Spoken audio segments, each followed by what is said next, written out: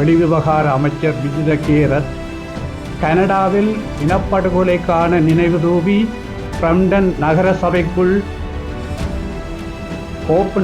திறக்கப்பட்ட பின்னர் அதிர்ச்சியடைந்த அவரது செயற்பாடுகள் அவர்களுடைய உண்மையான கடந்த கால ஜேவிபி என்கின்ற முகமூடியை கிழித்தெறிந்து காட்டியது. உயர் பாதுகாப்பு வலயங்கள் அல்லது சூட்டு தவிர்ப்பு வலயங்கள் என்று சொல்லி அவர்கள் அறிவித்த வலயங்களுக்குள் மக்கள் ஆயிரக்கணக்காக படுகொலை செய்யப்பட்டிருக்கிறார்கள். 16 ஆண்டுகளாக நீதியின்றி கண்ணீரும் கம்பளையுமாக இந்த மண்ணில் அலைந்து திரிகிறார்கள். பல உறவுகள் நீதி கிடைக்காமல் இறந்து கொண்டிருக்கிறார்கள். அப்படியான சூழலில் ஒரு நீதிக்கான ஒதுக்கீட்டு கிடைக்கும் என்ற நம்பிக்கை அந்த கனேடிய அரசாங்கத்தினுடைய செயற்பாட்டினால் இங்கு எங்களுக்கு பாதிக்கப்பட்ட மக்களுக்கு தெரிகிறது. ஊடக நண்பர்கள் அனைவருக்கும் வணக்கம்.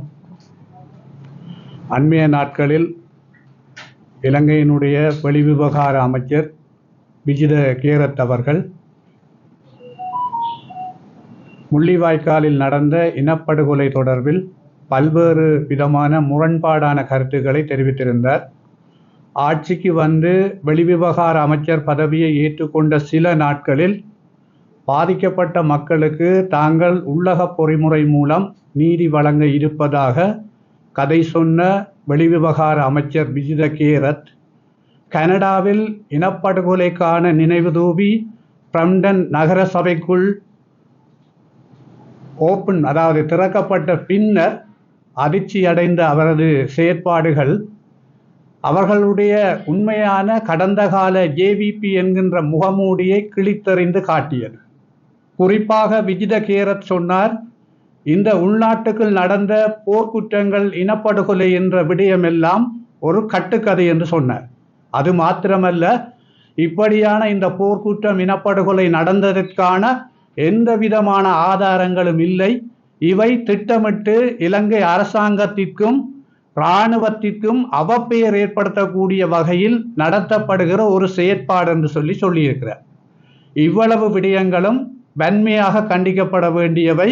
காரணம், முள்ளிவாய்க்கால் இறுதி போர்ப்பரப்பில் குறிப்பாக முகமாலையில் யுத்தம் ஆரம்பிக்கப்பட்டது 2006 ஆண்டு 8ஆம் மாதம் 11ஆம் தேதி ஆரம்பிக்கப்பட்ட அந்த முகமாலை யுத்தம் 2009 மே 18 வரை வன்னி மண்ணில் நடந்தது. அந்த மண்ணில் போர்க்குற்றங்கள் இனப்படுகொலைகளுக்கான ஆதாரங்கள் போதியதாக இருக்கிற போது, அவற்றுக்கான ஆதாரங்கள் எல்லாம் சர்வதேச ஊடகங்களில் வெளியான போது, அவை இருக்கின்றபடியால் தான் ஐநா மனித உரிமை பேரவையில் தொடர்ச்சியான தீர்மானங்கள் இலங்கை மீது கொடுக்கப்படுகிற போது இவை எல்லாவற்றையும் கடந்த கால அந்த யுத்தத்துக்கு பொறுப்பான ஆட்சியாளர்கள் சகித்து கொண்டு இருந்து அதை கடந்து சென்றதன் அப்பால் தாங்கள் இந்த யுத்தத்துக்கு எதுவும் தொடர்பற்றவர்கள் என்று வெளியில் கூறிக்கொண்டு இந்த இடத்தில் வந்து பாதிக்கப்பட்ட மக்களினுடைய மனங்களை வேதனைப்படுத்துவது அப்பால் தாங்கள் எதேச்ச அதிகார போக்கில், அதாவது ஜனநாயக அரசியல் கட்டமைப்பில் இருந்து தாங்கள் ஒரு பாசிதவாச அரசியலை நோக்கி செல்லுகின்றார்களா என்ற கோணத்தில் தான் அவருடைய செயற்பாடுகள் எல்லாம் அண்மைய நாட்களில் அமைந்திருக்கின்றன. உண்மையாக அந்த இறுதி போர்க்களத்தில் இருந்து வந்தவன் நான், நேரடியாக பல விடயங்களை பார்த்தவன். கடந்த காலத்தில், அதாவது முதலாவது வடக்கு மாகாண சபையில் இறுதியாண்டு அமர்வுக்கு செல்லுகின்ற போது முதலாவது கன்னி உரையில் நான் நிகழ்த்திய அந்த உரை அந்த இறுதி போரின் ஒரு வெளிப்படை சாட்சியமாகத்தான் அமைந்திருந்தது. அது அன்றைய ஐக்கிய நாடுகள் மனித உரிமை பேரவையின் ஆணையாளராக இருந்த இளவரசர் அல் ஹுசைன் அவர்களுக்கு அனுப்பி வைக்கப்பட்டது. அது இன்றும் ஒரு வெளிப்படை சாட்சியமாக என்னுடைய சாட்சியம் அங்கு பதிவு செய்யப்பட்டிருக்கிறது. உண்மையாக சர்வதேச சட்ட நியமங்களுக்கு அமைவாக இவர்கள் பல இனப்படுகொலைக்கான அங்கு குற்றங்களை இழைத்திருக்கிறார்கள் என்பதற்கான ஆதாரங்கள் இருக்கிறது. முதலாவது, இவர்கள் செய்தது யுத்தம் கோரமாக நடந்து கொண்டிருக்கிற போது சூட்டு தவிர்ப்பு வலயங்களை அறிவித்து மக்களை அங்கு செல்லுமாறு அவர்கள் பணித்து அந்த இடத்துக்குள் பயன்படுத்தக்கூடாத உலகில் தடை செய்யப்பட்ட கிளஸ்டர் குண்டுகள், அதாவது தடை செய்யப்பட்ட வெள்ளை போஸ்பரஸ் குண்டுகள், அது மாத்திரமல்ல கனரக ஆயுதங்கள், ஆட்லரி, மல்டிபரல் உட்பட்ட பல்வேறு விதமான ஆயுதங்களை, வான்வழி தாக்குதல்களை, கடல்வழி தாக்குதல்களை எல்லாம் டோராக்கள் மூலமாக பீரங்கிகளை பயன்படுத்தி எல்லாம் அந்த உயர் பாதுகாப்பு வலயங்கள் அல்லது சூட்டு தவிர்ப்பு வலயங்கள் என்று சொல்லி அவர்கள் அறிவித்த வலயங்களுக்குள் மக்கள் ஆயிரக்கணக்காக படுகொலை செய்யப்பட்டிருக்கிறார்கள். உதாரணமாக அந்த யுத்தம் நடக்கிற போது பிரதானமாக 4 பிரதான சூட்டு தவிர்ப்பு வலயங்களை இலங்கை அரசாங்கம் அப்பொழுது அறிவித்திருந்தது. ஒன்று கண்டாவளை உள்ளிட்ட பகுதிகள், 2வது சுதந்திரபுரம், தேவிபுரம், வள்ளிபுரம் உள்ளிட்ட பகுதிகள், 3வது புதுமாத்தளன், பலஞர் மடம், அதே போல பொக்கனை போன்ற இடங்கள், 4வது மே 8ஆம் தேதி முள்ளிவாய்க்கால், கரையா முள்ளிவாய்க்கால். இந்த 4 வலயங்களிலும் ஆயிரக்கணக்கான மக்கள் படுகொலை செய்யப்பட்டிருக்கிறார்கள். இது சர்வதேச சட்டம் சொல்கிறது. ஒரு யுத்தம் நடத்துகிற அரசாங்கம் சூட்டு தவிர்ப்பு வலயம் ஒன்று அறிவித்து அந்த வலயத்துக்குள் வந்த மக்களை படுகொலை செய்தால் அது இனப்படுகொலை என்று. இது மிகப்பெரிய முதலாவது ஆதாரம். 2வது ஆதாரம் வலிந்து காணாமலாக்கப்பட்டோர் விவகாரம். யுத்தத்தில், இறுதி யுத்தத்தில் சரணடைந்த சாரியாக சரணடைந்த மக்கள், அதாவது செல்வபுரம் வட்டுவாகல் கடந்து செல்வபுரம் பகுதியிலும், அது மாத்திரமல்ல ஓமந்தை சோதனை சாவடியிலும் குடும்பங்களோடு வந்தவர்களை அங்கு ஒலிபெருக்கிகள் கட்டி அறிவித்தார்கள். ஒரு புறம் ஆண்களும், இன்னொரு புறம் பெண்களும், இன்னொரு புறம் சிறுவர்களுமாக வாருங்கள் என்று சொல்லி. இன்றைக்கு பல குடும்பங்களின் ஆண்கள் எங்கு என்று தெரியாது.